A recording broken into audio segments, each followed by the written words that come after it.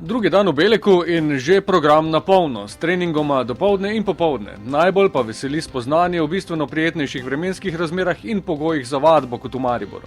Pogoje za delo imamo bistveno boljše, teren je odličen in mislim, da bomo imeli zdaj dovolj časa, da se jim navadimo na naravno podlago in da naredimo neke zadeve tudi malo bolj v miru.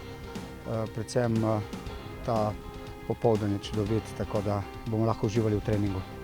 Tudi igralci so se na soncu prav razživeli, še posebej tisti, ki so vajeni toplejših klimatskih razmer. Now good weather to play football. Like you see, sun, nice weather. Until now we don't train in the normal pitch, we only in the synthetic field, and it's better for us to train in this field and with this weather. And we feel good, and we train very hard, and this preparation also to be together, to be more strong like a team.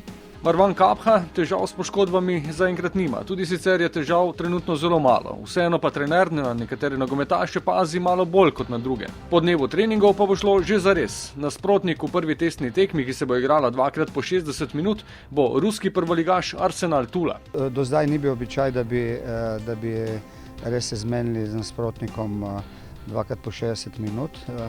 Vendar nam je to uspelo in mislim, da je to dobra stvar zdaj tega, da bomo zdaj stopnjevali malce te minute.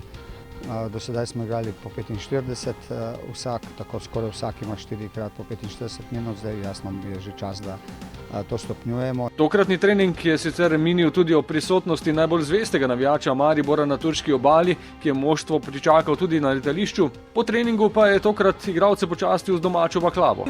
Turkish baklava. Igralci so darilo sprejeli, pojedli, pa ga člani spremljevalne ekipe.